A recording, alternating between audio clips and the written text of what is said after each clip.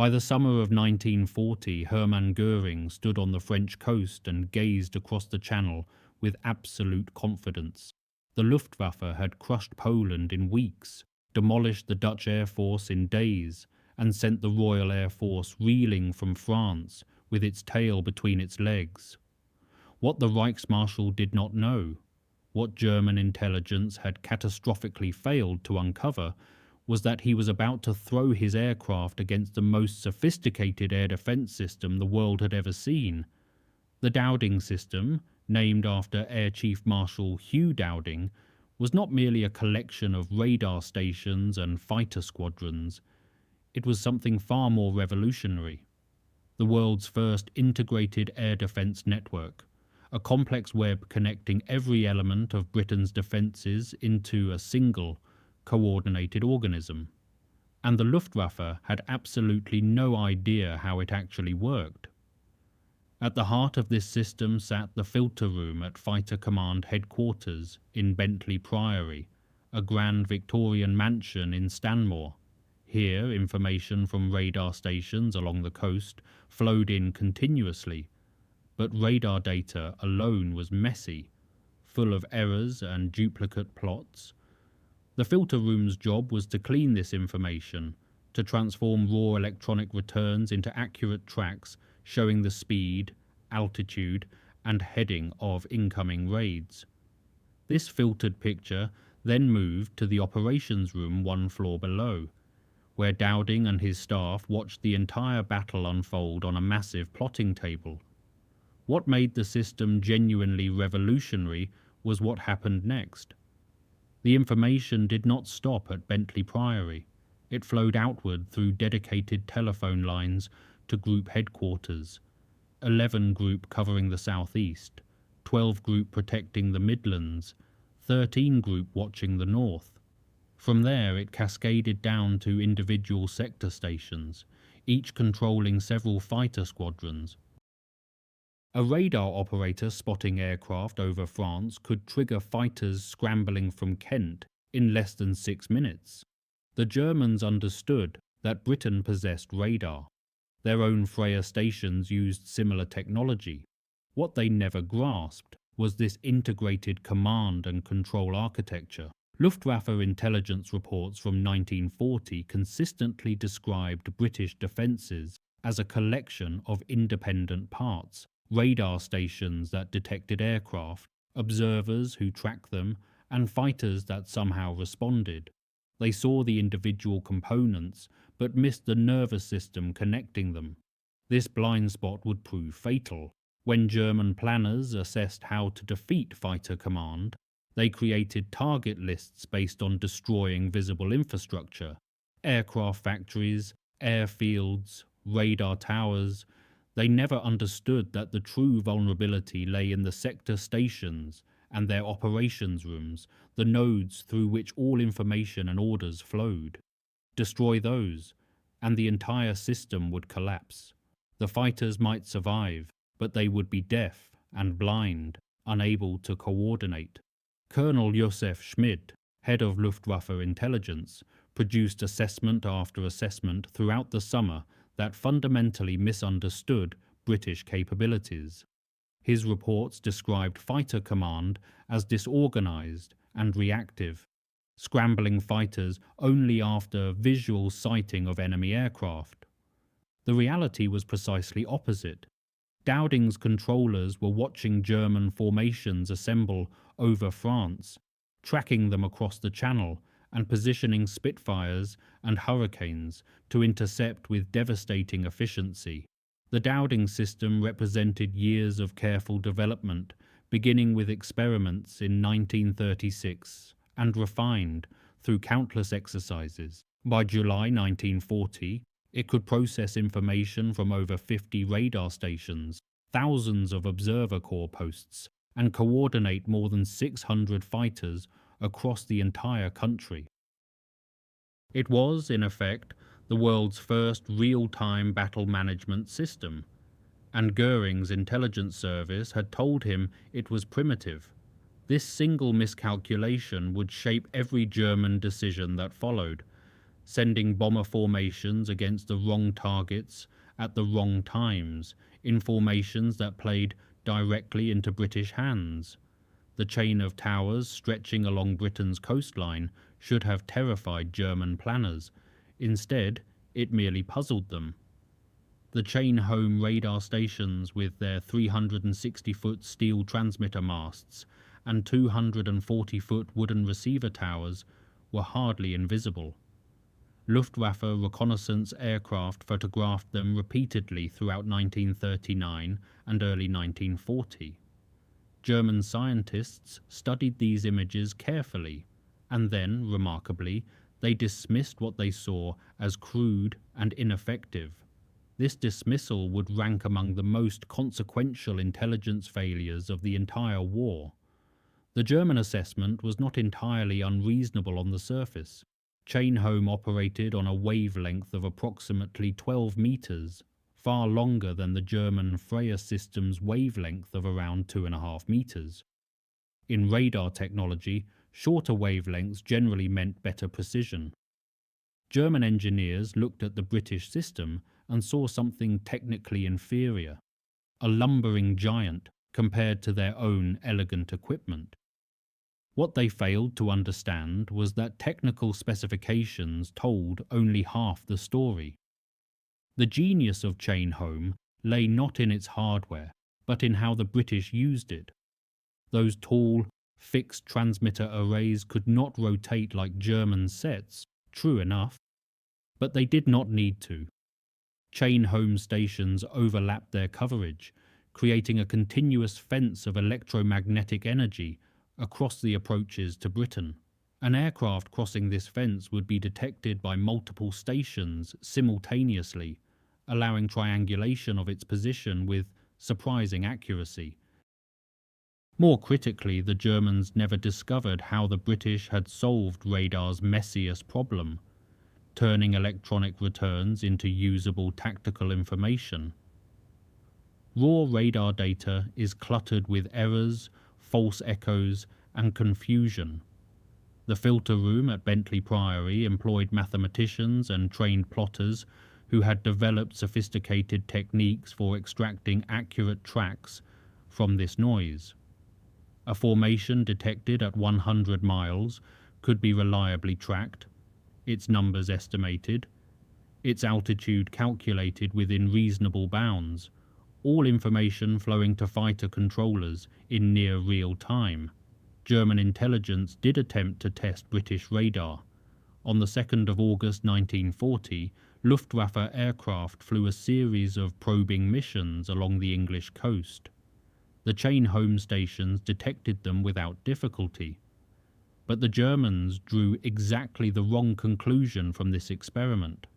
Because they picked up no radio communications suggesting British fighters were responding to these specific probes, they assumed the radar data was not being used effectively.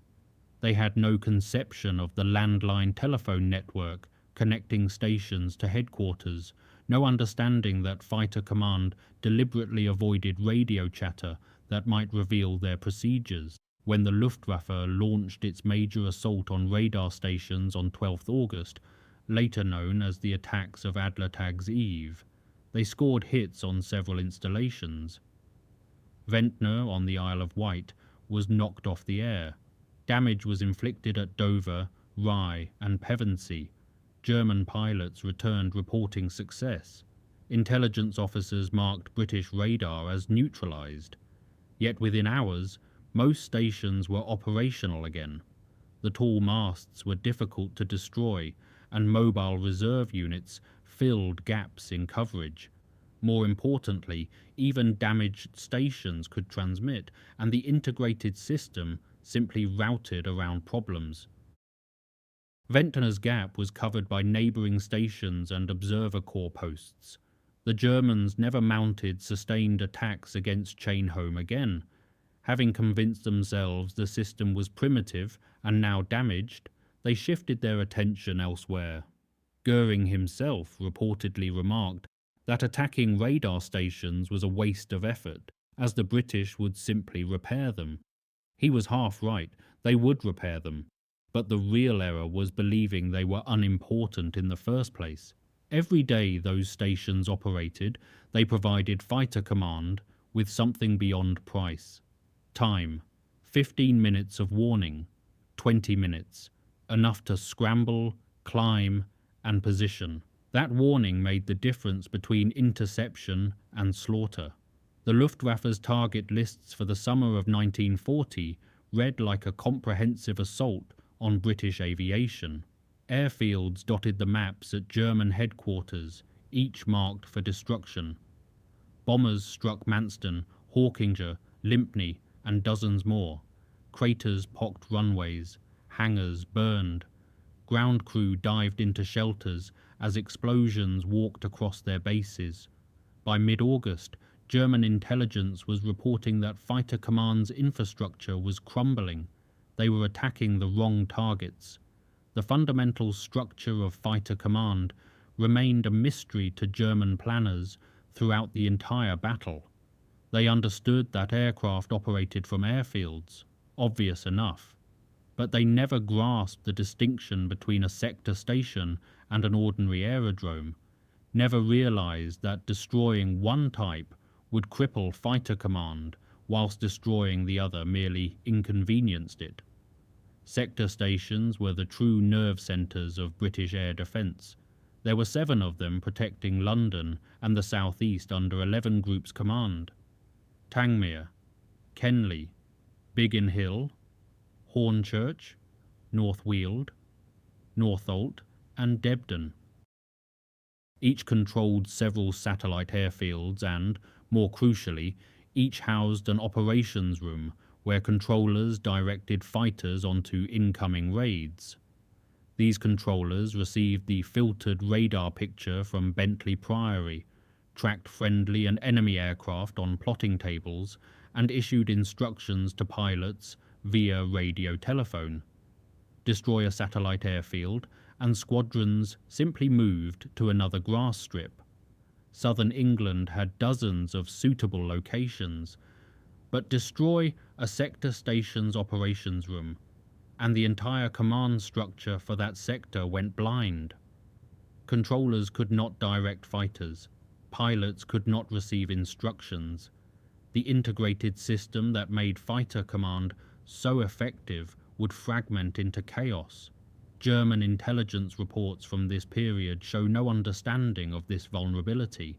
Colonel Schmid's assessments listed airfields without distinguishing their function. Manston, heavily bombed and eventually abandoned for fighter operations, was actually a forward aerodrome of limited strategic importance. Meanwhile, Biggin Hill and Kenley, genuine sector stations whose destruction might have proved decisive, received attacks but were never systematically targeted for their operations rooms specifically. The closest the Luftwaffe came to stumbling onto this weakness occurred during late August and early September. Between the 30th of August and the 6th of September, Biggin Hill was hit 6 times. On one occasion, a direct strike killed 39 personnel and wrecked the operations room. For several critical hours, the sector's control capability was genuinely impaired. Had the Germans recognized what they had achieved and concentrated their efforts on repeating this success across all 7 sector stations, the battle might have turned. Instead, the attacks remained scattered, driven by opportunity rather than strategic understanding. Bombers hit whatever targets presented themselves. Raids that damaged operations rooms were not followed up before repairs could be completed. The sector stations bent, but never broke. Dowding's staff understood their own vulnerability perfectly well. Emergency operations rooms were prepared in shops, requisitioned buildings, even butchers' premises near each sector station. Had the primary facilities been systematically destroyed, these backups would have activated within hours. But the Germans never forced this contingency because they never knew they should. The irony was exquisite. German planners had access to detailed aerial photography. They possessed excellent technical intelligence on British aircraft and equipment. Their signals intelligence service intercepted countless RAF communications, yet the organizational chart of Fighter Command, how orders flowed, where decisions were made, which buildings mattered, remained opaque. They saw airfields as interchangeable targets. Some were closer to the channel and received more attention. Others were hit opportunistically. The systematic destruction of Fighter Command's actual command infrastructure never occurred because the Luftwaffe never knew it existed. The bombs fell, but they fell in the wrong places. German intelligence calculated with mathematical precision how quickly they would grind Fighter Command into oblivion. Their estimates, produced throughout July and August 1940, projected British aircraft losses against known production capacity. The numbers told a comforting story. If the Luftwaffe could destroy 40 or 50 fighters daily, attrition would inevitably triumph. British factories, they assessed, could produce perhaps 200 to 300 fighters monthly. Simple arithmetic. Within weeks, Dowding would have nothing left to fly. These calculations contained a catastrophic error. They were wrong by a factor of nearly 3. The man who made those calculations look foolish was Lord Beaverbrook, the Canadian-born press baron, whom Churchill appointed Minister of Aircraft Production on the 14th of May, 1940. Beaverbrook arrived in office like a whirlwind, sweeping aside bureaucratic procedures, trampling peacetime regulations, and demanding miracles from British industry. He got them. Before Beaverbrook's appointment, British fighter production had been climbing steadily but unspectacularly. The Air Ministry's orderly systems prioritised long-term planning over immediate output. Factories worked standard shifts. Production targets balanced fighters against bombers and trainers. This changed overnight. Beaverbrook focused everything on fighters, particularly Spitfires and Hurricanes. Bomber production was delayed. Training aircraft waited. Only fighters mattered. His methods were unconventional and frequently infuriating to established officials. He telephoned factory managers directly, bypassing Air Ministry channels. He commandeered aluminium from civilian sources, famously appealing to housewives to donate pots and pans. Whether this aluminium actually reached aircraft production was almost irrelevant.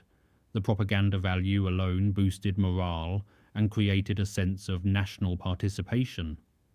More substantially, Beaverbrook established the Civilian Repair Organisation, a network of garages, workshops and small engineering firms tasked with salvaging damaged aircraft. A Hurricane that crash-landed with a bent propeller and bullet holes through its wings would previously have sat awaiting official assessment. Under the new system, lorries collected wrecks from fields across southern England, and civilian workers cannibalized parts, repaired what could be saved, and returned aircraft to service within days. The numbers told the real story. In June 1940, British factories produced 446 fighters. In July, the figure rose to 496. August saw 476. September brought 467. These totals dwarfed German estimates and, crucially, exceeded Luftwaffe kill rates even during the battle's most intense phases. German intelligence never adjusted their projections to reflect this reality. Throughout August, Colonel Schmid's reports continued to predict Fighter Command's imminent exhaustion. Luftwaffe pilots returning from missions reported dozens of British fighters destroyed. These claims were aggregated, compared against assumed production figures, and used to forecast when Dowding would run dry. The forecast proved perpetually optimistic. Part of the problem was the Luftwaffe's own reporting. Aerial combat is chaotic, and pilots genuinely believed they had destroyed aircraft that actually limped home, were repaired, and flew again within days. Overclaiming was endemic to all air forces during the war, but the Germans compounded this by accepting claims too readily and failing to cross-check against actual evidence. The result was a fundamental misreading of the battle's trajectory. Goering assured Hitler repeatedly that Fighter Command was down to its last few hundred aircraft, perhaps fewer than 100 serviceable machines. The actual figure never dropped below 600, and more typically hovered around 700. Every time the Luftwaffe believed it had achieved a decisive advantage, fresh squadrons of Spitfires and Hurricanes rose to meet them. Beaverbrook had created an industrial miracle invisible to German intelligence. The fighters kept coming, the assembly lines never stopped, and the Luftwaffe kept fighting a battle it believed it was winning, whilst the numbers told a very different story. Aircraft alone do not win battles. Machines require men to fly them, and German intelligence believed they had identified Fighter Command's true Achilles heel: pilots. Aeroplanes could be manufactured, but training a fighter pilot took months, perhaps years. Kill enough of them, and the factories would produce aircraft with no one qualified to take them into combat. By late August, Luftwaffe assessments concluded that British pilot strength was collapsing. Once again, they were spectacularly wrong. The pilot situation was certainly grave. Fighter Command lost 154 pilots, killed and wounded during August alone. The training system, designed for peacetime gradualism, could not immediately replace such losses. Dowding watched his experienced flight leaders fall one by one, replaced by young men with mere hours on Spitfires and Hurricanes. Some replacement pilots arrived at squadrons unable to execute basic formation flying, let alone survive combat against seasoned Luftwaffe veterans. What German intelligence failed to detect was the extraordinary effort underway to fill these gaps from sources they had not anticipated. The Commonwealth provided one crucial reservoir: Canadian, Australian, New Zealand, and South African pilots had been training in their home countries and now crossed oceans to join the fight. These men arrived already skilled, products of established flying schools requiring only conversion to British fighters before entering combat. Their numbers were not vast, but every experienced pilot mattered. Far more significant were the Polish and Czechoslovak airmen who had escaped the German conquest of their homelands. By summer 1940, hundreds of these pilots were in Britain, many with extensive combat experience against the Luftwaffe itself. They had fought over Warsaw and Prague, witnessed their country's destruction, and burned with a fury that made them devastatingly effective. The Air Ministry had initially hesitated to employ these foreign pilots. Concerns about language barriers, discipline, and integration delayed their deployment, but desperation swept such caution aside. Number 3. 103 Squadron, manned almost entirely by Polish pilots, became operational on the 31st of August. Within weeks, it achieved the highest kill rate of any Fighter Command squadron during the battle. These men understood German tactics intimately. They had already faced them, and they wanted revenge. German intelligence reports consistently underestimated foreign pilot contributions. The Luftwaffe's order of battle assessments focused on British squadrons, cataloguing their supposed destruction with grim satisfaction. That international volunteers were replacing losses barely registered. When interrogating captured pilots, German intelligence officers occasionally noted foreign accents, but this information was not systematically analysed to revise overall strength estimates. Meanwhile, the British training pipeline accelerated dramatically. Operational training units shortened their courses, sending pilots to squadrons faster, perhaps dangerously faster. Peacetime standards were abandoned. A pilot who might have spent months refining his skills before 1940 now arrived at a frontline squadron, within weeks of completing basic training. Quality suffered, but quantity improved. The mathematics of attrition, which German planners believed favoured them, never functioned as expected. Dowding's pilot strength fluctuated but never collapsed. The low point came in early September, when Fighter Command's effective strength dipped alarmingly. But even then, enough pilots remained to contest every raid. Goering's staff continued predicting imminent British exhaustion, reporting that Fighter Command must surely be scraping the bottom of its barrel. They failed to perceive the barrel's hidden depth. Commonwealth volunteers, vengeful Poles, hastily trained replacements, all invisible to German assessments, ensured that pilots kept climbing into cockpits every morning. The Luftwaffe was bleeding too, of course. Experienced German pilots were dying over England, and their replacements would prove increasingly inadequate as the war continued. This mutual attrition favoured the defenders, fighting over home territory where downed pilots could return to their squadrons within hours.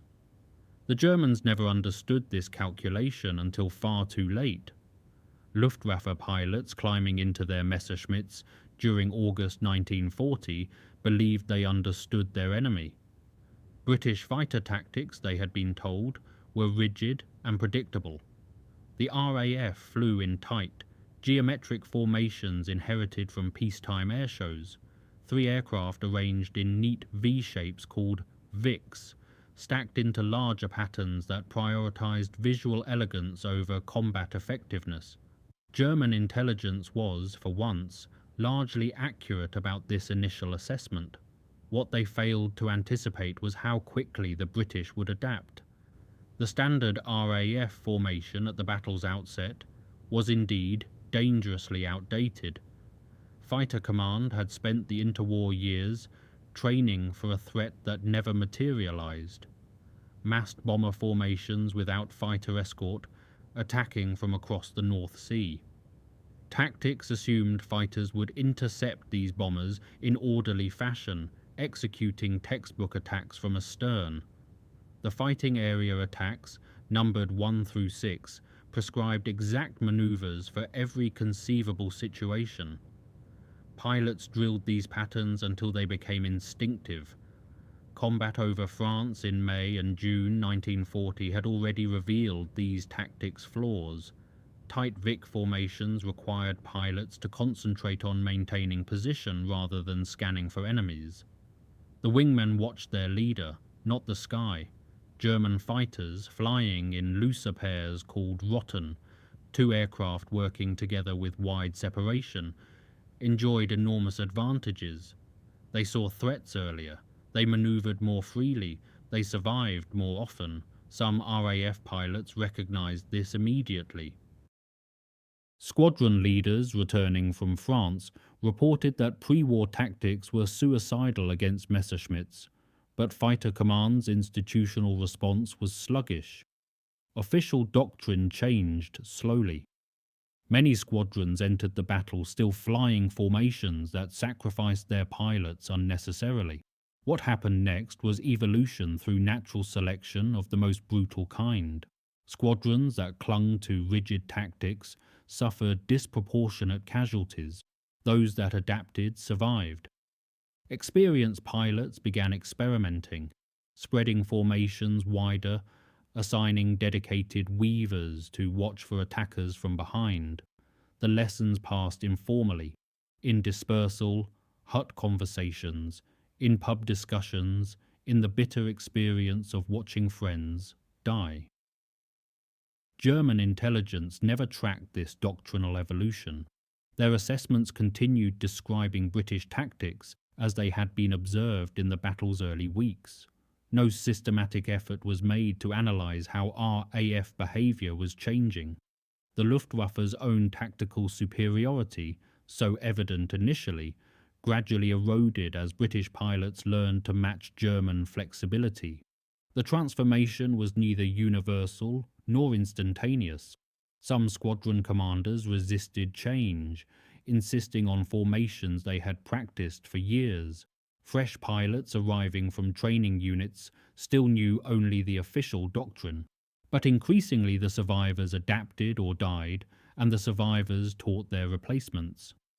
By September, the cleverest RAF pilots had essentially reinvented the German system independently. Pairs of aircraft working together, each watching the other's tail. Looser formations that allowed situational awareness. Aggressive tactics that emphasized surprise rather than textbook approaches. The Finger 4 formation, 4 aircraft spread like a hand's fingertips, began appearing in Fighter Command service, directly mimicking Luftwaffe practice. None of this adaptation appeared in German intelligence summaries. Colonel Schmid's assessments portrayed an enemy frozen in outdated methods, easy prey for experienced German fighters. This encouraged complacency precisely when concern was warranted. The RAF pilots climbing to meet raids in late September fought very differently from those who had met the first attacks in July. War accelerates learning. The survivors absorb lessons that peacetime training can never teach. Fighter Command's pilots were learning faster than German intelligence could track, adapting to an enemy whose own tactics they studied, copied, and eventually matched. The British were no longer flying like amateurs, but the Luftwaffe never quite noticed until the evidence became undeniable, in casualty lists that refused to improve, in raids that continued meeting fierce resistance. Somewhere in the sprawling Victorian mansion at Bletchley Park, mathematicians and linguists hunched over sheets of encrypted text, wrestling with seemingly random letter combinations that concealed German military communications. Their work remained Britain's most closely guarded secret, so closely guarded that even most senior RAF officers knew nothing of it. The Luftwaffe certainly had no inkling that their Enigma cipher machines, believed mathematically unbreakable, were yielding their secrets to British codebreakers. This intelligence advantage, codenamed Ultra, would shape the entire war. During the Battle of Britain, it provided Fighter Command with something approaching clairvoyance. The Enigma machine was a marvel of cryptographic engineering.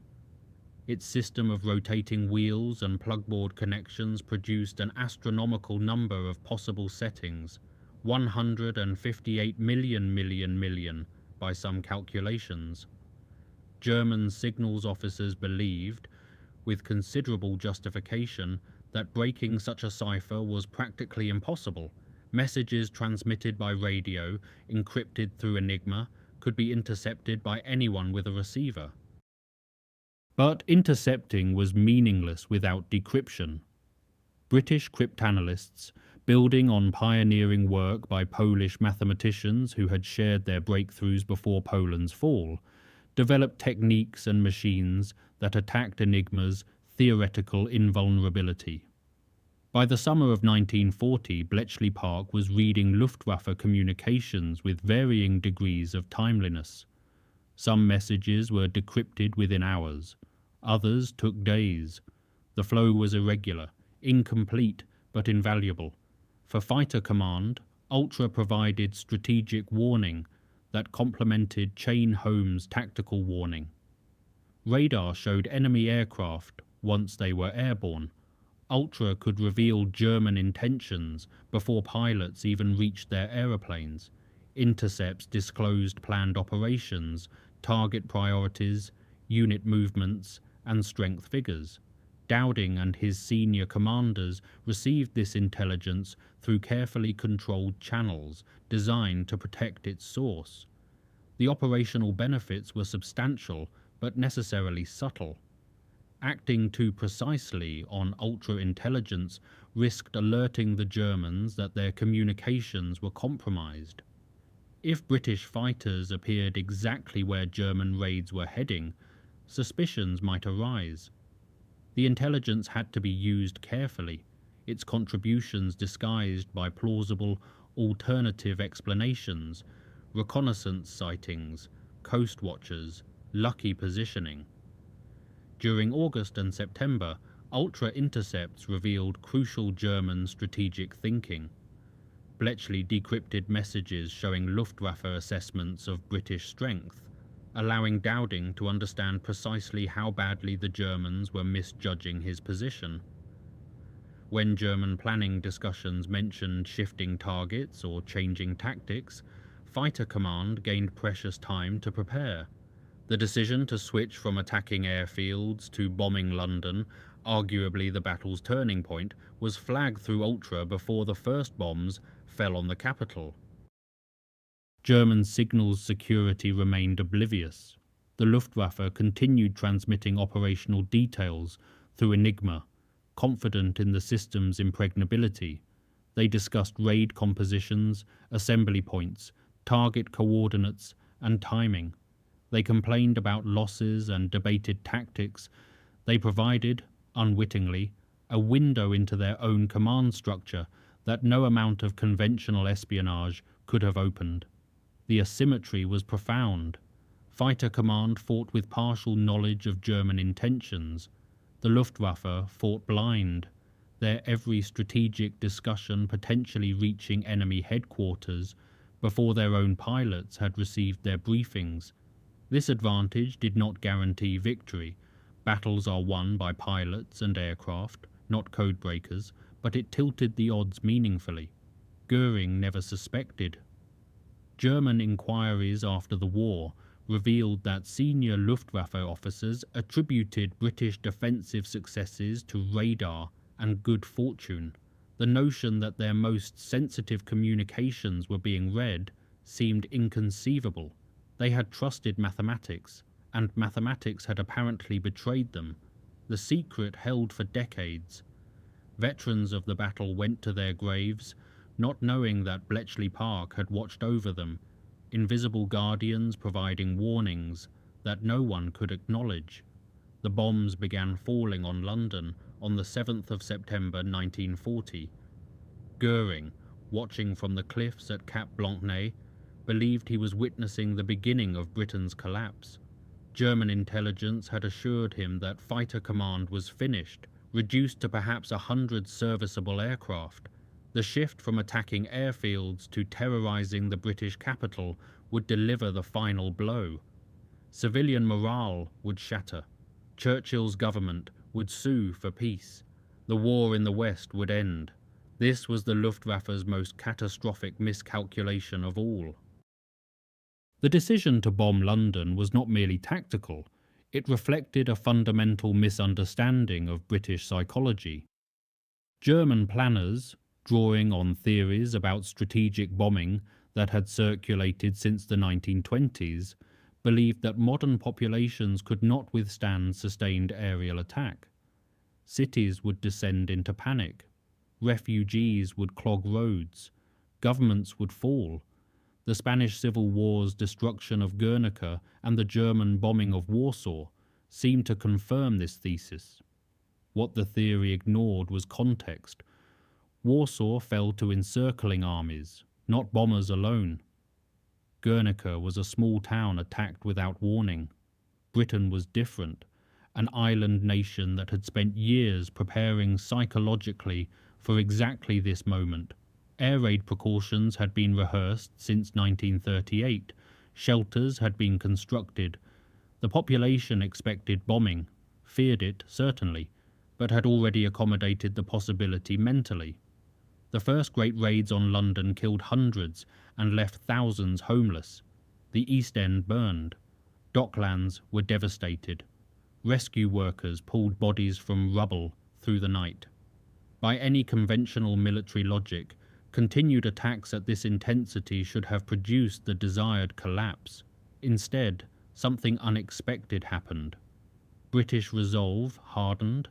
The phenomenon was not entirely rational, and historians still debate its precise mechanics. But the observed reality was unmistakable. Attendance at work remained steady. Essential services continued functioning. The anticipated mass panic never materialized. Londoners developed a grim routine: shelters at night, clearing up by morning, carrying on, Churchill understood the propaganda opportunity immediately. Photographs of the Prime Minister inspecting bomb damage, talking with ordinary Londoners, projecting defiant confidence. These images rallied the nation far more effectively than any speech. The Germans had handed Britain a narrative of victimhood and resistance that unified the country as nothing else could. More critically for the battle's military outcome, the shift to bombing London relieved pressure on Fighter Command's infrastructure. The sector stations, battered throughout late August, received desperately needed respite. Biggin Hill's operations room was repaired. Exhausted ground crews caught their breath.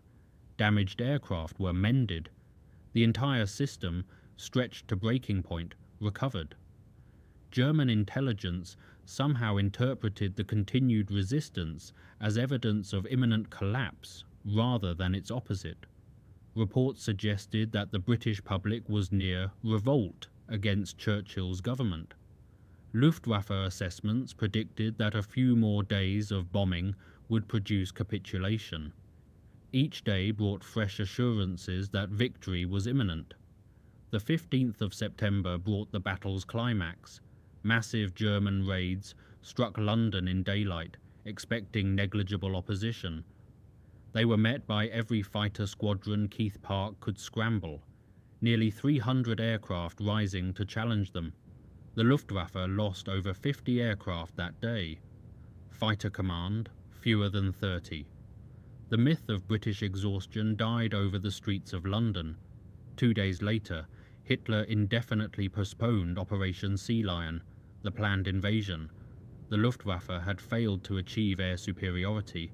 The British had refused to break. Goering's intelligence service had been wrong about radar, about the Dowding System, about aircraft production, about pilot reserves, about tactics, about code breaking, and finally about British resolve itself. 5 crucial blind spots, and several more besides, had led Germany to defeat in the war's first decisive campaign. The few had prevailed, and the Luftwaffe never understood why.